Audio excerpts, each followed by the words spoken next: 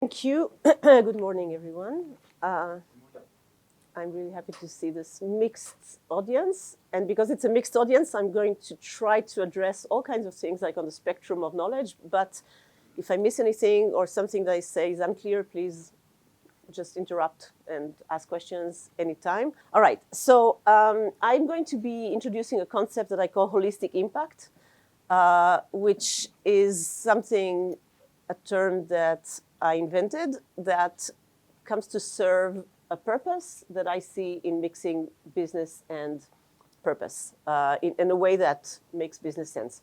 And by the end of today, of this lecture, I hope that you'll all be convinced and go out into the world to do good and make money all at the same time. So Milana asked me to speak a little bit about myself and my career, and so I'll spend a few minutes talking about that.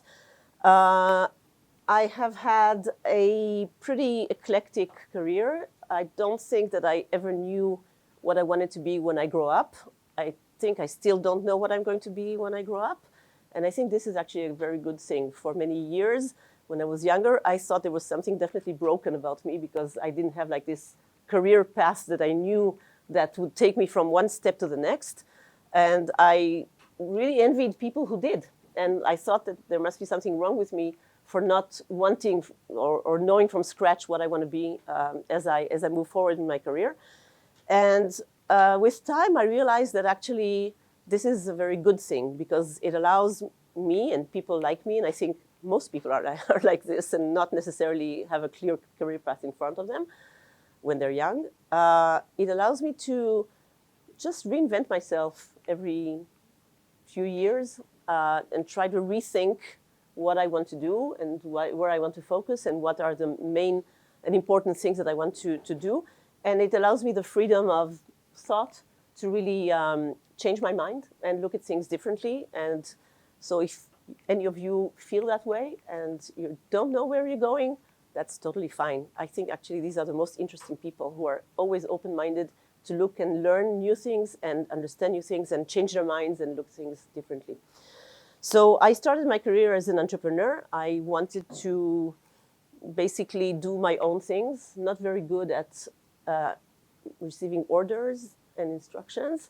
So I never wanted to work for a big corporate, and I always went out to do things on my own. I ended up founding and managing a few startups. And then year 2000, some of you weren't even around, is when the dot-com bubble burst. And it was a huge catastrophe.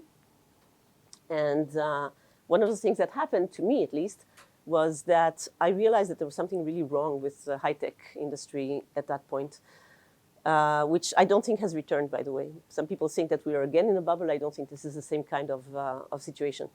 And one of my investors was a Dutch family foundation that were called the Nober Foundation. Nober means neighbor in Dutch.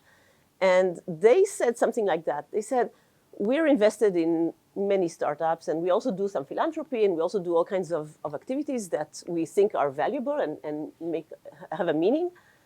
But we think that all of this happened for a reason, and the reason is that there became a disconnect between capital and values. So people with values went out to do things that meant something for their values and were important to them, and they thought that they would change the world with it. And people who didn't want to mix their values with their work just went to the business world and just went on, in our case, in the high-tech sector, to develop startups and just total disconnect between the two. And they said, why don't we try to bring those things back together? Because at the end of the day, if there's something that can really change the world, it's technology and it's innovation. And innovation can really scale changes in the world. So they said, we're going to try to reconnect capital and values and all of that through tech, this triangle. Would you like to join us? And I said, oh, yeah, of course I would. What are we doing next? And they said, we don't know. Nobody knows. It's never been done, which is perfectly fine for me because I like inventing things. And that's how we got started, very early, year 2000, 2001. And we started figuring out what that actually meant. And we went throughout all the spectrum. So all these terms that you today Google, like impact investing and venture philanthropy and impact measurement and management and all these things, they just didn't exist. We had to think about them and try to apply them and think whether that made sense or not with the world of high tech. I spent many years with the Nobel Foundation. Really loved my time there, and I loved the fact that it was very experimental. I really didn't have any specific targets to reach a certain profitability. The idea was to be experimental, to deploy capital in things that we thought might create impact, and with time understand what that impact could be. How do you manage that impact? Do you maximize profits? Do you not maximize profits? All these questions, and with that, try to use the capital as a resource and not necessarily as an asset class. So that was, I did that for many years. And by 2011, I very naively thought to myself, okay, now there's an industry of impact investing. The term was already minted. There are some investors who identify as impact investors. Everybody knows Israel is the startup nation, right? So what's simpler than blending the ideas of impact with the startup nation and create the impact nation, right? Let's just do impact, embedded into the startup nation. And I set up Impact First Investments, who was aimed to raise capital as a fund and invest in early stage startups, which I called impact natives, another term that I invented because I thought these are people who came already with the idea and the notion that they want to change the world, but they want to do it in a business way by developing a technology solution to a social or environmental challenge that they can identify. And I went out into the world to try to raise this fund and failed miserably. Nobody understood what I wanted to do. Mostly I heard, no, it cannot be done. There's no way you can maximize profits and impact. I was mansplained a lot. Because I mostly met men who manage capital. And they basically mansplained to me that what I wanted to do was impossible and I would never be able to raise a fund. And that was very discouraging. But, entrepreneurs are people who have a flat head because we're usually very used to banging our head against a wall. But sometimes the wall breaks. And what eventually we managed to convince a few people, high net worth individuals, to take a risk and say, okay, here's some money, let's invest it.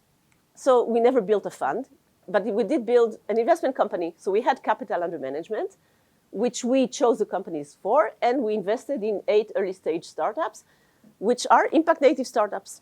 And all of them with a clear impact thesis, impact management and measurement, with the mentorship of the founders, and by the way, had to set up a whole ecosystem in Israel because nobody knew here too what we were talking about. So it was hard to get the whole ecosystem to work together, and that's how the Israeli ecosystem of impact, and especially impact and tech, was born.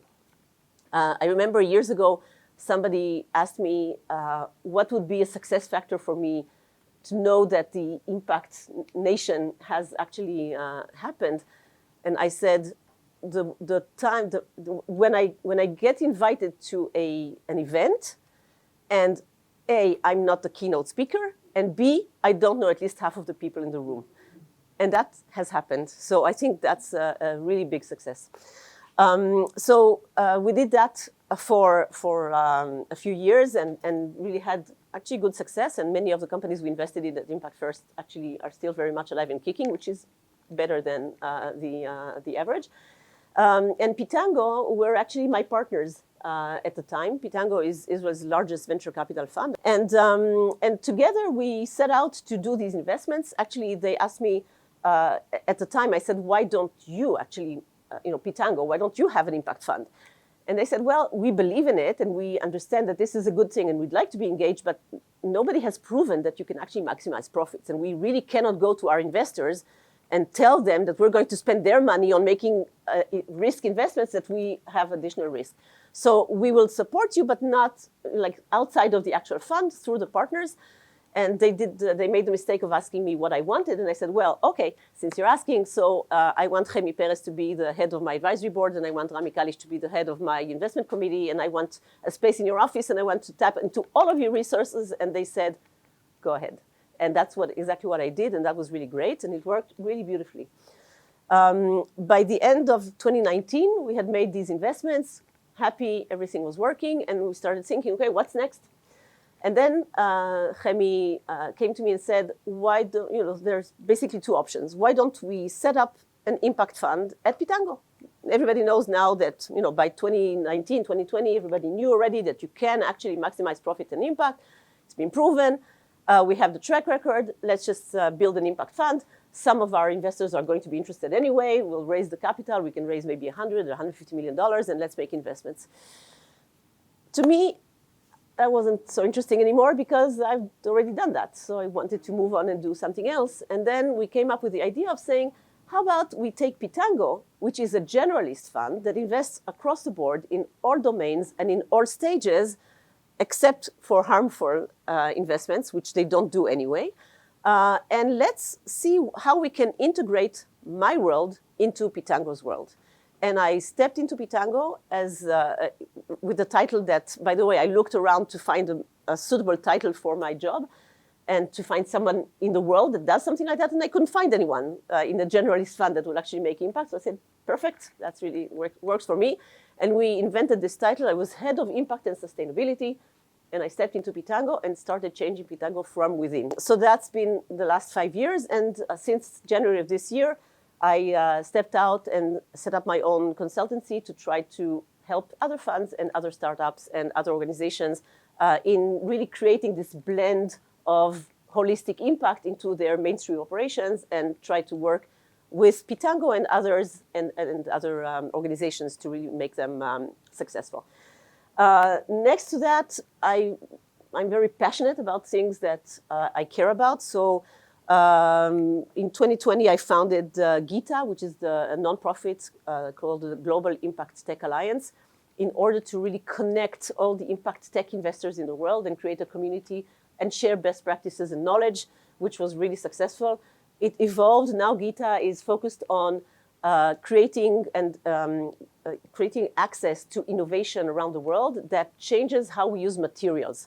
Instead of extracting materials from the earth, to really bring in materials that are new materials that are built by solar energy and solar participation in the process. Never mind about that, but the focus here is more climate. You can look at GITA's website. It's gita.global. If you go there, you'll see a list of videos that we did with 15 global experts. We call them the Master Series, that told us about these ideas, and that's how we actually decided where GITA's next step is. So I urge you to look at it because I think you can really learn a lot from it. Next to that, I founded an organization, and I'm on the steering committee of Venture ESG, another organization you should take a look at. Venture ESG is here to help generalist funds like Pitango adopt ESG impact, all of these concepts that are holistic impact. There's a lot of resources in there. I think if you're interested in that, that'll give you a lot of knowledge. It is based in the UK, in London, and already 3.5 years has about 500 members, which is huge. It's a huge success. Global VCs from around the world that are members of Venture ESG. The IFIE is the Impact Forum for the Israel Forum for Impact Economy. It's a global organization called the Global Steering Group that Sir Ronald Cohen has set up. Maybe you've heard his name. The IFIE is the Israeli chapter of the GSG. And I've been there for a very long time trying to really create an Israeli ecosystem of impact and tech. I do quite a lot at Reichman. I know I'm at the Hebrew U, but I mentor the students' impact, what is called the Impact Club. There are student clubs in Reichman, so I mentor them. And they actually pull me in quite a lot. And there's a new ESG center at Reichman University where I'm on the steering committee, which also I urge you to look in there. They have a really good newsletter and publish a lot of things around it. And Of course, I'm here. I'm a member of the, very proud member of the Hebrew University Board of Trustees. And I try to support the university as much as I can. You see the Yisum team here. And I'm trying to really bring my expertise to the university to really do better around all aspects of impact. So that's me as of now. And I don't know where I'll be in 5 years, but you're welcome to ask me again. Okay, so when we're talking about ESG and impact and SDGs, like all these acronyms and letters, which I find personally really very boring, we're talking about all of these things. Actually, we're talking about life. Our lives are not siloed. We're the same person, whether we go to work or we go and have a beer with our friends, or are studying in university, or are investing our money in the stock market. We're always the same person. And our values go with us. And in order for us to maximize our values, while also doing things that are important also for our careers and for our income, we have to think about all of these things, and they're all interconnected, and that's what I'm going to convince you of. So let's break it down a little bit so that the terms are clear. And I will mention the new winds of change that are happening now in the world, so don't worry. I'll give President Trump a spot in our talk today. Because he's definitely responsible for many things that are happening. So what is ESG? Anyone familiar with the term? No, okay, perfect. It's just been out there since the 60s, so no rush. ESG stands for Environment, Social, and Governance. It was actually built in the 60s because of the hippies, right? The people who wanted to make peace, not war, and had really values that they cared about, and they wanted their capital to be managed based on their values. And that's how asset managers, so pension funds, investment companies, any asset manager, started to propose ESG criteria to investments, mostly as a risk management. Risk management is very important in investments. It's maybe the most important thing, except for the opportunity. When you look at the risk, you have to manage the risk and understand what is the risk. So the idea of risk management through ESG screening is still very valid today. And many of the asset managers that use ESG actually use it as a risk management tool. What it means, and here it means many, many things. If you look at the definitions of ESG, you'll find like thousands of points, discussion points. But for the world of tech, and especially for the world of tech in software, it means a little bit different than what it means for the producing companies and global companies that are sourcing raw materials and stuff like that. So when we're talking about environment in the context of tech, and especially in software, we're mostly talking about the energy use. So what is our carbon footprint?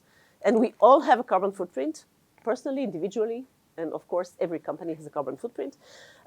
So what is the energy that is being used for your office, for your cloud? The cloud usage is something that is very CO2 intensive. Every time you ask ChatGPT something, you emit CO2 into the world, just so you know.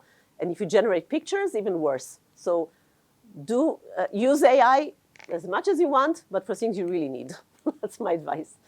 Until they figure out how to do it without polluting the world with fossil fuel.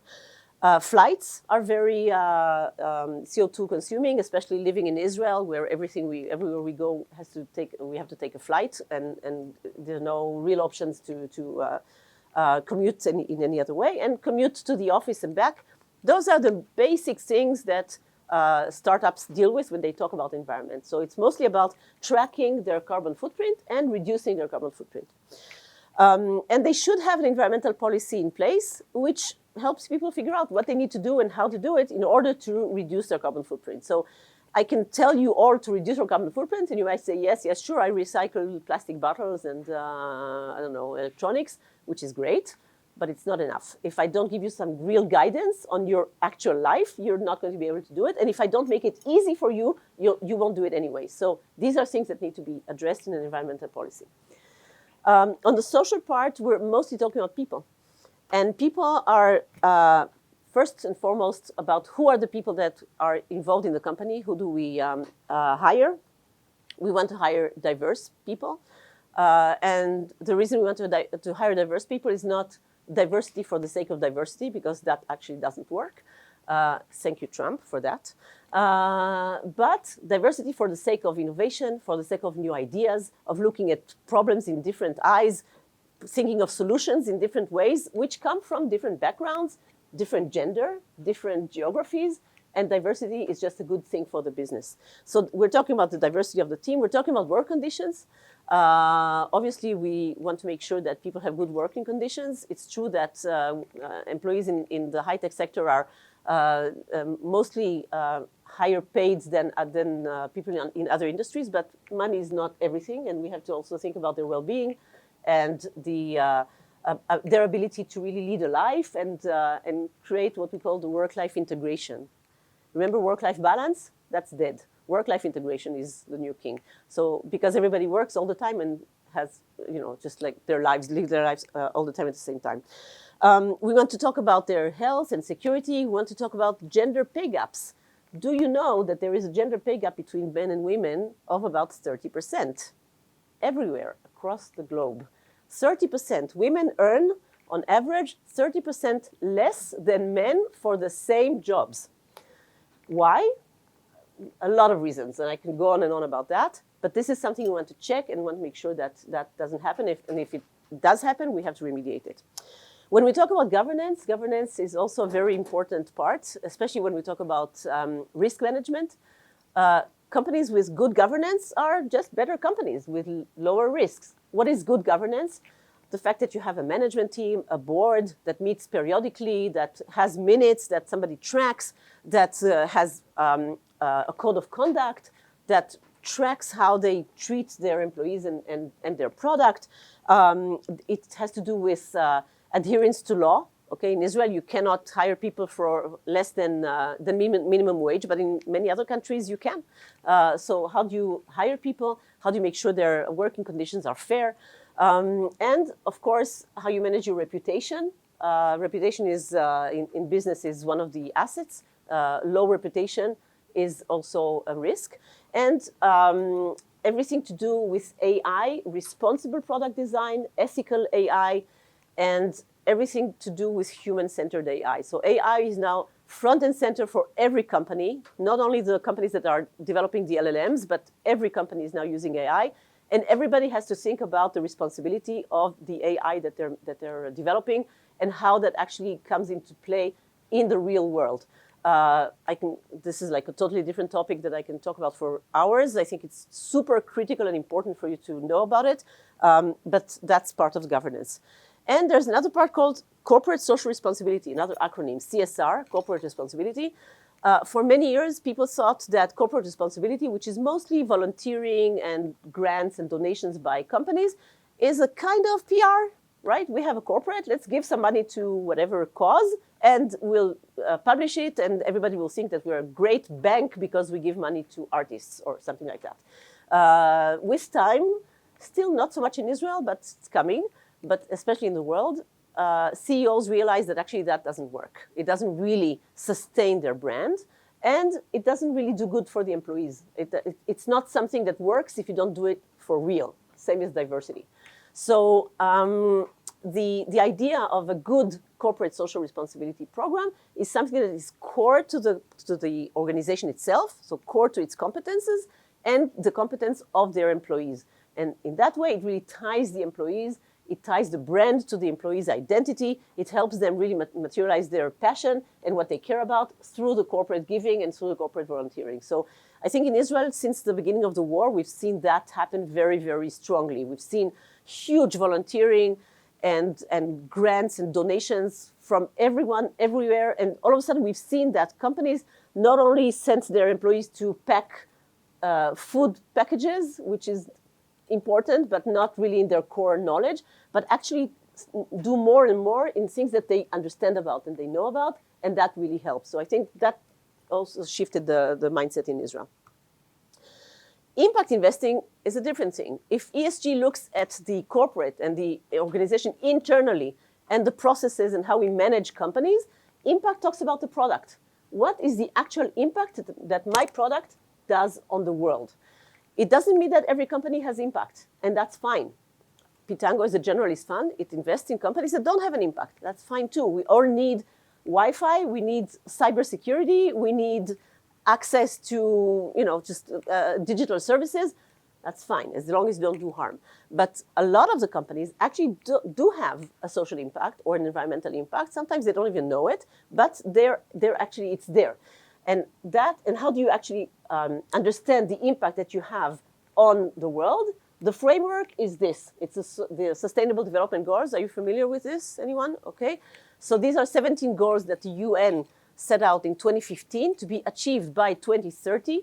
If you go into them, you'll see each one of them has indicators. So there's 169 indicators, and they each stand for something that needs to be achieved by 2030.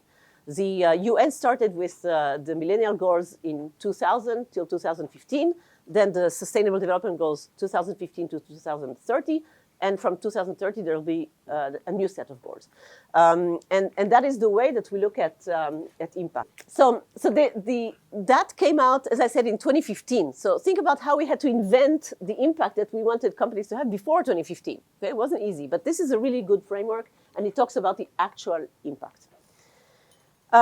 So what is holistic impact? Why am I talking about holistic impact? Well, because I think, like I said before, that everything is interconnected. There's really nothing that stands alone in our lives. If you think about everything you do, everything is interconnected with everything else. There's no disconnect. I think what Milana said before, Milton Friedman, the business of business is business.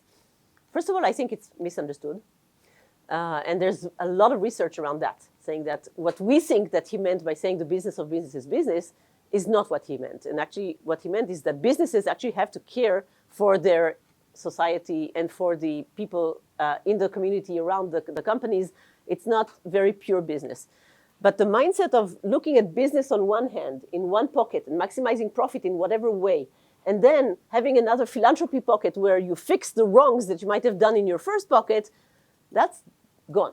That's it. That's gone. It's not there anymore. So I think we can safely say that, especially with the millennial generation that stepped in 10, 15 years ago, we can see more and more that this concept is gone. We need to really combine everything together. So I think that the way is to really blend all the frameworks, and adding to that the world of climate change, which has been very, very significant in the past few years.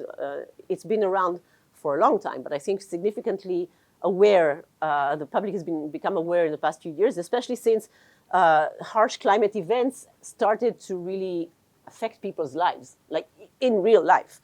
Wildfires and droughts and all kinds of disasters that are becoming more and more frequent in catastrophic sizes. So all of these things need to be looked at together.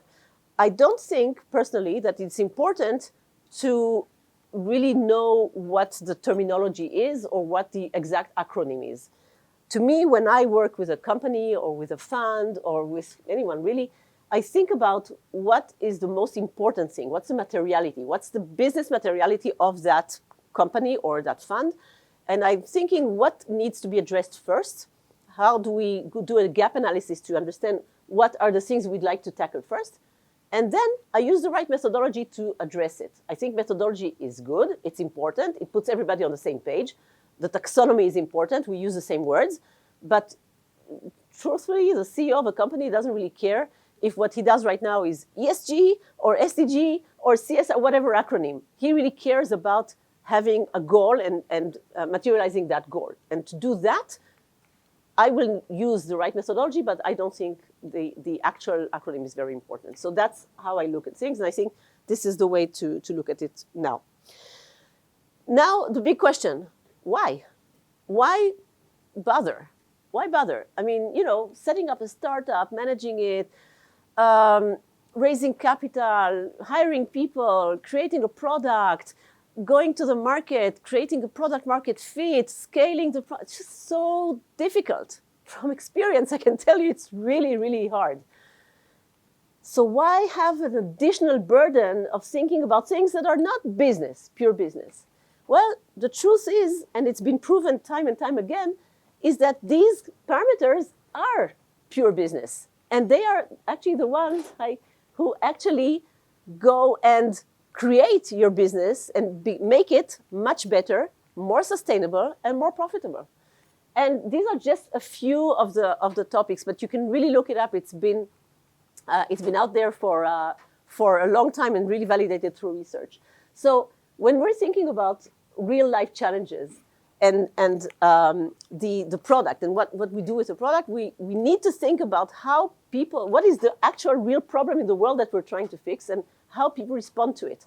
When you're able to create this narrative that explains the reason, or the problem that you're facing, and the solution you're providing to the market and the way that you're going to provide it, it actually creates customer loyalty. It creates a really good brand narrative that is strong and important. Storytelling is everything, but it has to be true. And the customer success and customer stickiness is what makes your business better and more sustainable. Obviously, when you establish a company, you want to have the best talent. You want to attract the best people. Who are the best people? I think the best people are people who care about their environment, they care about the world, they care about climate, they care about other people. And if they can blend their work and their career into what they care about, they're going to be super talented, super motivated. It's not hard to believe that people that come to work with a smile are more productive. They're not going to leave the company so fast, so the churn is going to be lower, and talent will be attracted to this company, so it's going to cost less for the company to attract these people and hire them. And there's even an impact premium that actually people are willing to have even a less of a salary in order to really be engaged in a company that makes impact, positive impact. So I don't think that it should be a reason for companies to pay less. But just to say that research shows that people are even willing to pay a premium, both on the customer side and on the employee side, in order to really engage with a company with a purpose. So purpose is something that motivates people, not surprisingly. Innovation comes from diverse people. We talked about it before. People with different backgrounds and different views of the world will see problems and solutions in a different way. And that brings innovation. Innovation brings better products. Better products mean more business. Now, there's also, these are all the carrots, right? But there's also the sticks. What are the sticks? The sticks are regulation and client demand. Regulation is everywhere. Not in the US. We'll talk about it in a moment. But basically, everywhere else in the world, there is regulation associated with ESG, not with impact, where you have to go to adhere to a certain threshold in order to even be able to sell in different markets. And that ties to client and customer demand. If you're trying to sell to a big corporate, even if you're a small startup doing cybersecurity in the center of Tel Aviv, and you have 15 employees and you want to sell to a big corporate in the world, they are going to ask you to click into the procurement list, and in there you'll see an ESG link where you'll open it and there'll be a big list of things that you have to comply with and disclose. You're going to have to disclose about your workforce, so your diversity. You're going to have to talk about your carbon footprint and how you intend to reduce it. You're going to have to talk about your governance. You're going to have to talk about AI. All these things are necessary for you to sell to these corporates. So even if you think that there's nothing to do with you and you're just developing a cybersecurity solution for corporates and you think that you're going to be able to sell to anyone without going through this kind of data collection and disclosure, you're wrong. That world has ended. So this is the stick, but it's a very serious stick. If you want to sell, you have to comply. And of course, every startup needs capital. Everybody needs funding. And today, the funds, again, US will talk about it in a moment, but for the rest of the world, and not only Europe, the rest of the world, any capital that you raise will raise questions around especially ESG. So they'll call it differently, but it's going to be asked. And if you have an impact startup that you can show the impact through the SDGs, you're going to be able to access capital that is designed and reserved for impact startups that's just not available if you don't. So I think this is funding is a very critical point. Okay, this is where I'm going to start talking about the case study of Pitango. Any questions so far? I have a question. I'm a little confused about the theory on the actual world, because the actual world is now, it influenced very deeply by political issues. There is a very good idea which will therefore want to spread out, all of the world. It's good at business, but now it's a curve. Now it's some conflict. How to deal with this? Because the businessman is really Okay. So do you know the definition of an excellent question? It's a question that I have a slide for. So it's an excellent question. I'll talk about it when I finish talking about Pitango.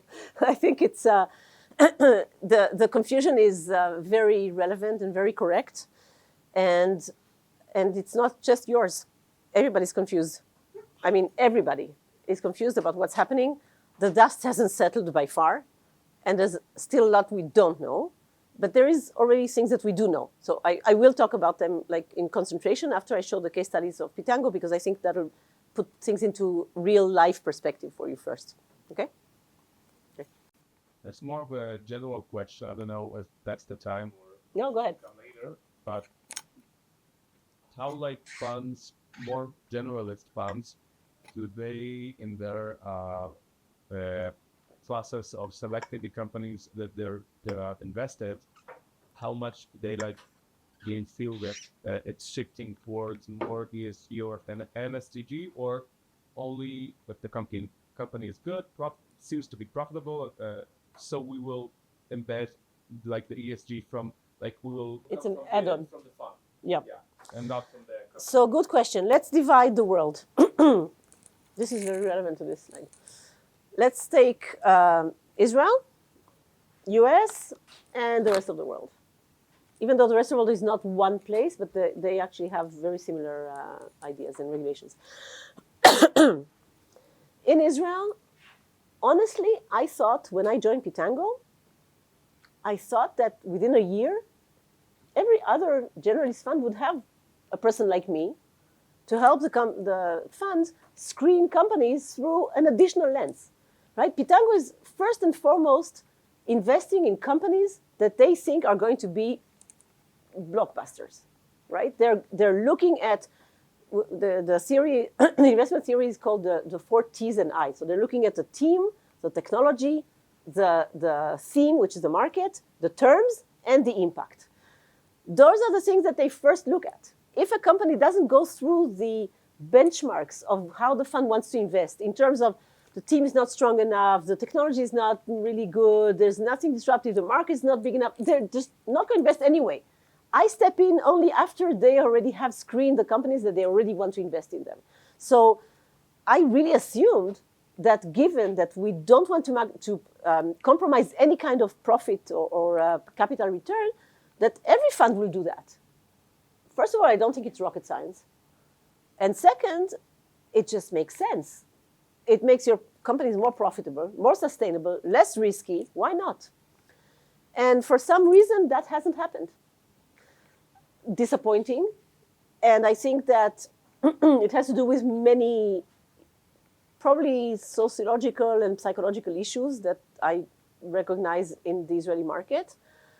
But it hasn't happened. So the funds in Israel are mostly not using that screen. Maybe a little bit, but not a lot. The rest of the world, first of all, in Europe, funds, VCs, are regulated, and they are divided into categories. Basically 3 categories. You have Article 6 funds, which are any generalist fund that doesn't adhere to anything, and that's a diminishing world. The less and less funds are branded as Article 6 because they just can't get funded. The majority is called Article 8. Article 8 are funds that adopt ESG, sustainability. And they have clear criteria of what that actually means. In order to claim that they are actually adhering to ESG, they have to make a few things happen. Hence, Venture ESG, this organization that I talked about before, this is why it's become so successful. We have 500 VCs from around the world who are adopting these methodologies because we help them materialize the ESG that they're committed to. So Article 8 funds, it's a spectrum. There's Article 8, Article 8 plus, all kinds of colors. But basically, this is the majority of the funds. So funds that invest through Article 8, they have to apply some ESG screening. And not only screening, post-investment, they help their companies track their ESG criteria and methodologies, and they help them apply them. They help them improve all the time. They report on them. The companies report, the funds report. In the past 3-4 years, you're seeing more and more reports by journalist VCs about ESG. So that's happening big time. And today, if you're a startup that wants to be funded by a VC around the world, and you want to get their attention, you will have to speak about ESG. This is going to be part of your pitch. You're going to have to practice ESG, and you're going to have to report on ESG. As simple as that. So even though it might not come from the goodness of their hearts, it might be because they're regulated and they want to adhere to regulation, it's becoming a second nature. With time, people look at diversity as just a fact of life and not something you have to adhere to. Because if you have to adhere to it, what happens is that you get pushback, like what happened in the US. You think about your carbon emissions, which are an important factor of your operations, and you figure out how to do better and reduce your carbon emissions. You think about your governance, all these things, you just have to, you embed them into your, it's like, it's clear to a startup that they have to have a budget, and they have to have financial reports, and they have to have a business plan, and they have to have like these metrics. They have ESG, just becoming part of reality and nature. SDG is different. It's impact funds. Impact funds are funds that are designed to invest in impact companies. There are in Israel as well, and they're abroad, obviously, but they're really designed to invest not only in ESG, but in actual impact. I think most of these funds are still not looking at ESG, so you can end up investing in a company that has amazing impact with their product, but horrible governance, not paying taxes, harassing women, and have an all team of white males. I don't get it, okay? I think it really has to be blended. But impact funds are designed for impact startups. And those are called Article 9 funds, so in Europe. So it's Article 6, 8, and 9. And in the rest of the world, there's different definitions, but they're still very much the same. And there's a lot of capital flowing in those markets. Now, so again, it might be done because you care about it and you think it's important, or you want to manage your risks better, or because you're regulated. But with time, it just becomes part of reality, right? Things that we 50 years ago thought that they were like being forced upon companies now are also a reality. If you think about financial reports, financial statements, 50 years ago, it wasn't so common to have a unified financial statements. And everybody just managed their companies the way they wanted to, and they had no accountability to accept their investors. And that has changed. Now it's clear, right? Everybody knows. That's the path. Yeah.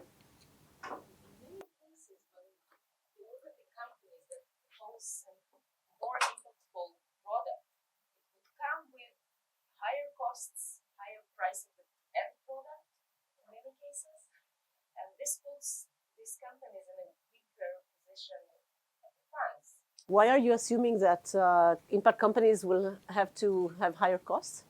Yeah, maybe they would have a longer production cycle. Why? Not necessarily, but in many cases it comes to that.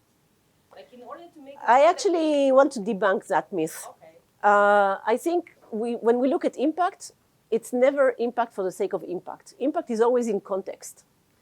I showed you examples of companies in different domains and industries that have an impact embedded into how they do business. And actually, it makes them do better business, sometimes faster, sometimes getting more traction with their customers, getting the better people in the company. So actually, it's not on top additional time or money or resources. It's actually embedded into what they do, and it makes them more profitable.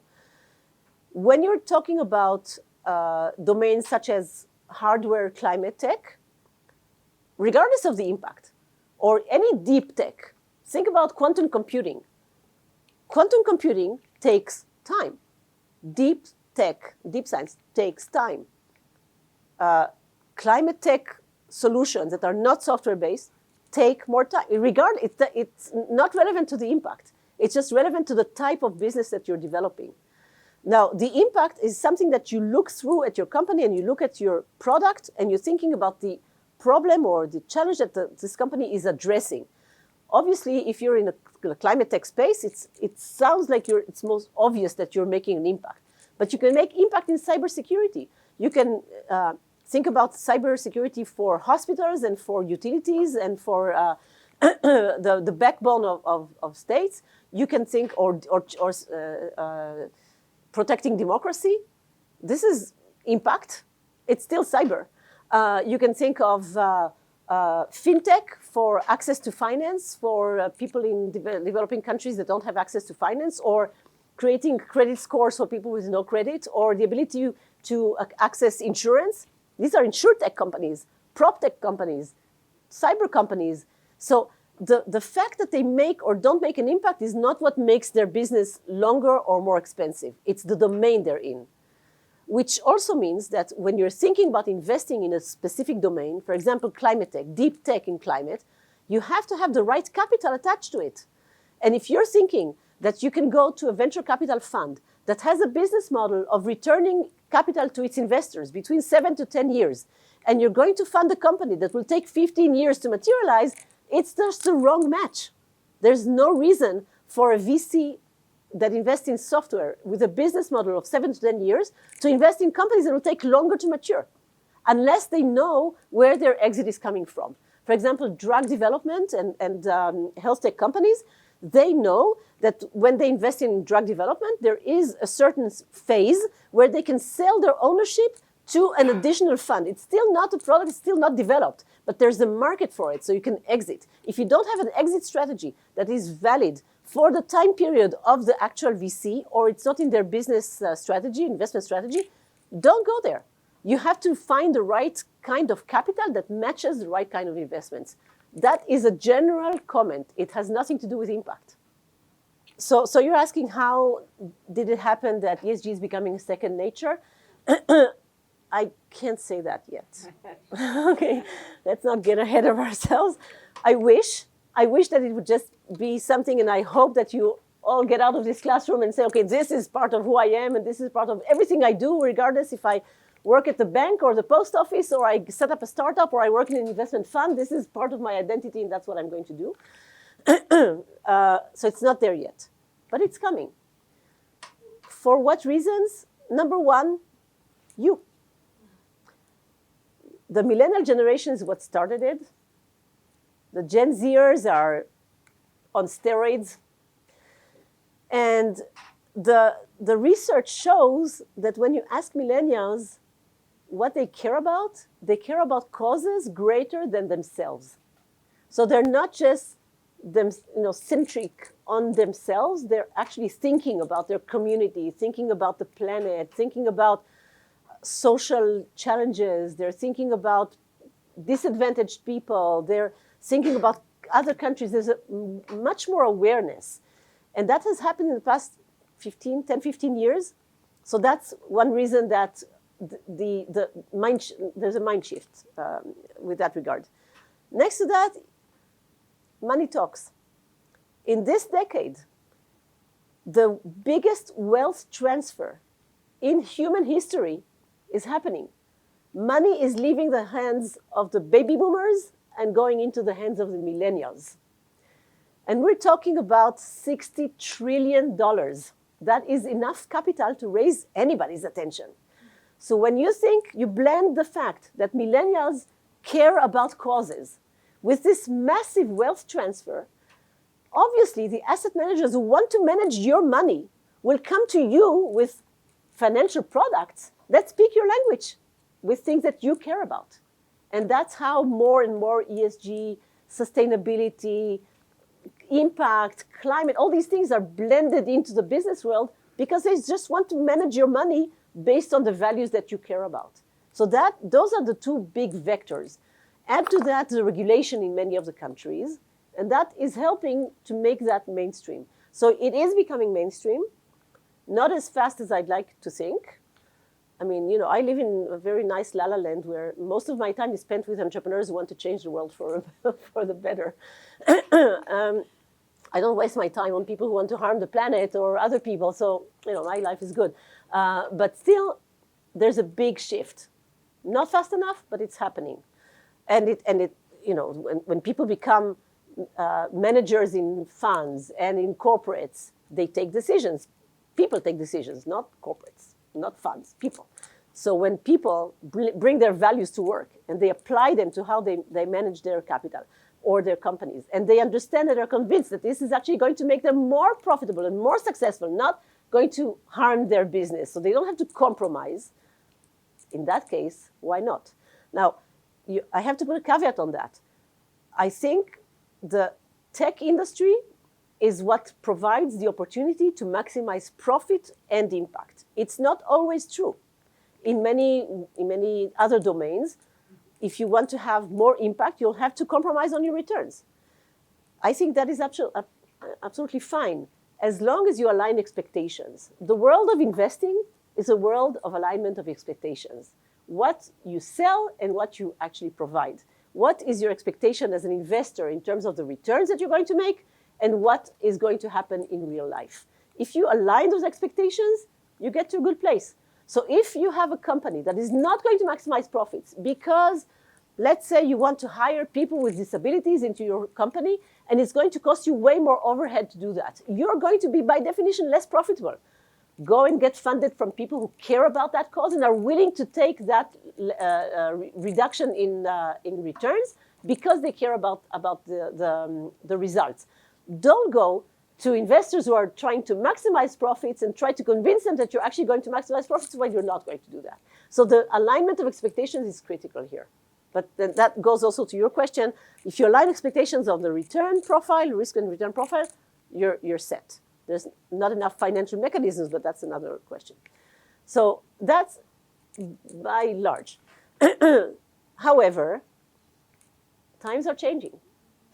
The new administration in the US is shifting everything we know in the economy, right? Between the taxes, the tariffs, the pushback on the woke capitalism, and extreme diversity and extreme commitments. Think about all these companies, big banks, that committed to become net zero. I don't know if you've seen, there's lots of alliances of really big corporates that are, the CEOs are committing to become net zero by 2040. Some of them won't even be alive in 2040, okay? So I think in that respect, if you think about what this shift with the administration created, it's actually a good thing. We can stop all the social wash, green wash, impact wash, done. No need to go out and say that we're going to be net zero by whatever if we don't mean it or we don't know that we're going in that direction. There's also the extreme way of looking at diversity in the US has really become difficult. And I think that has some very valid pushback. But again, not everything is a zero-sum game. You don't necessarily have to go from 100 to 0 and back. There is a range. If you think about diversity, for example, in Israel, this is not at all what it looks like in the US. When we talk in Israel about diversity, we basically talk about gender.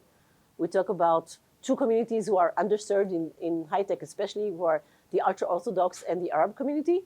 And we're talking about maybe Ethiopians, we're talking about people with disabilities, LGBTQ. These are the societies or the members of society who are underserved. But we're not talking about different kinds, like 15 different kinds of ethnicities, for example. That doesn't happen. It's not. So I don't see any shift or change that's going to happen in Israel in that respect. But the fact that everything is being discussed and rejected is creating a lot of confusion. And confusion means risk. That's one reason why a lot of people are just sitting on the money and just not deploying capital, because nobody knows where it's going to go. If you look at what happened in the first couple of weeks after Trump's inauguration, where he said diversity is dead, right? And no more diversity. a lot of the corporates, the big corporates in the US, immediately fired all of their DEI. DEI is diversity, equity, and inclusion. All the DEI teams were out the window. But you know what? Now we're 3 months after that, and these companies are getting penalized by their investors in the stock market and by their employees and by their customers. Think about 2 case studies. Target in the US, we immediately wiped out DI and went out and said, no, we don't do this anymore, as opposed to Costco, again, very comparable, who said the opposite. They said, we don't care what the federal government tells us. We believe that DEI is actually good for our business. It reflects our workforce. It reflects our employees, our customers, and it brings business value for us. So we're actually not infringing our investors' rights by considering DEI. We're actually making their money do better. And what happened? Target dropped in their sales and in their stock price, and Costco rose. So the dust is settling around these issues. The world of climate change, the Inflation Reduction Act, Biden's law for climate, has deployed huge amounts of capital in the US for climate-related innovation. And the Trump administration is trying to pull back on that capital. This is debated in courts. The money has already been transferred. It's a whole new issue. Not sure that they'll be able to put their hands on the capital. And if you look at the revocation of the Paris Agreement, right? Trump stepped out of the Paris Agreement, and still, so the US stepped out of the Paris Agreement, but 20 states in the US said that they're still committed to the Paris Agreement and to the commitments that they took based on the Paris Agreement. So there's the federal level, but there's also the state level, which doesn't always align. And if you think about California, which is the biggest state, then they haven't budged yet. So there's a lot of things that are happening, and the jury's out. We don't know what's going to happen. So one thing that is happening is that a lot of capital that is invested in the US through US asset managers by pension funds from Europe, for example, is being pulled back. State Street, one of the largest asset managers in the US, has had a huge pullback of capital, billions of dollars of capital pulled out of State Streets and into European investment managers because they were concerned about their lack of accountability towards ESG issues. So that's happening also. Another thing that's happening is taxonomy, words. Words are meaningful, they're important. ESG, out, replaced by sustainability. Diversity, out, replaced by belonging. There's a whole new juggling of terminologies and taxonomy happening in the US. I actually spoke to a US VC last week and asked them, okay, do you have the dictionary? What's the new taxonomy? So she said, okay, so here are the 10 words that we are using now, and the 10 words we're not using anymore, and we're not quite sure about the rest yet, but we're working on it. So there's going to be a lot of linguistic prowess here, just a second, and that's going to make a shift in how things are being described. And that's actually very important because there's regulation, which is expected and you can plan on it, but there's litigation, which is unexpected and you don't know where it's coming from. And litigation is right-wing groups in the US who are just suing corporates, mostly public corporates and funds, for adopting ESG into their investment or business criteria, supposedly because this creates lower returns for their investors. And a lawsuit is something you can't predict. It might land on your desk tomorrow morning, so you have to be careful. And by creating risk management, so how do they address that? First of all, they change all the terminology, all the public information about companies and about funds is changing language. A lot of funds are just doing but not talking. So they're still practicing the same thing, but not talking about it. But there's a spectrum like everything else. The ones who are totally aligned with the Trump administration saying, no, we are actually anti-ESG. You know, there are anti-ESG funds in the US now, investing in fossil fuels and stuff like that. But there's also the other end of the spectrum who are saying, yeah, we don't care. We're just going to go ahead and do what we think because this is what brings us more value, and everything in between. So the winds are changing. We have to be careful. We have to know what's going on. I think risk management is critical in this time, which is actually very good for people who know what's going on, because you really can't keep track unless you really have a very strong embeddment into the market. It reduces greenwash. I like that. It reduces social wash. Focuses people on thinking about what they really care about. Is it really fundamental? We're talking a lot about business value. I always talk about business value. I'm frankly not interested in impact or ESG for the sake of ESG. Just not interesting. It's also not sustainable, and it doesn't work. If you don't mean it and you don't apply it because you really think it's going to work and you don't do it well, it won't work for you. Diversity and all the rest. So instead, just focus on the materiality. What is important for the business? And what are the things that you can do to improve your business through that lens that will actually bring you business value? If you can't prove business value, don't do it. That's my point. So I think there are good things that are happening with this shift, a lot of bad things. Responsible AI is very problematic. There's absolutely no regulation in the US around responsible product design and human-centered AI, whereas the rest of the world, including China, by the way, is applying very strong guardrails into AI development to make sure that it doesn't harm society. We are at a pivotal time in history where if we don't do something now about responsible AI and human-centered AI and ethics, it might be too late. We are at the same place where we were in the beginning of the internet, where we thought that the internet would just be connecting people and everybody would work together, and look what happened. We have to have a grip on that. And all of the world understands that, but except for the US, who just says, drill, baby, drill, basically. So I think it's important to know what's happening, to be aware, to not put all of your eggs in one basket, diversify, look at other parts of the world. If you're a startup, fundraise from different places, not only US. When you think about your market, don't only think about the US market. When you think about your exit, don't always think just about the US. A lot of things need to be discussed and understood, okay? So I hope this answers the question. 1 minute? Yes. Okay. What are we doing next? We educate ourselves and others. We try to collaborate. This is a collaborative effort. No one is on their own. There's no way we can do this alone. Everybody has to work together. We have to support regulation and make sure that it works for us. Not, again, for regulation for the sake of regulation, but more for the sake of keeping us humans well. And what I really want you to get out of this room with is a sense that you really all are agents of impact. You can really take these ideas into everything you do. Everything you do, everything you touch can and should have an impact. It's your responsibility. It's your ability to change the world. And I think if you look at it holistically, you will really succeed in your life, whatever you decide to do in your future. If you have any other questions, you can reach out to me. This is my email. You can reach out on LinkedIn. And I hope that I managed to debunk some myths, but also put you on the right track to do well and do good at the same time. Thank you.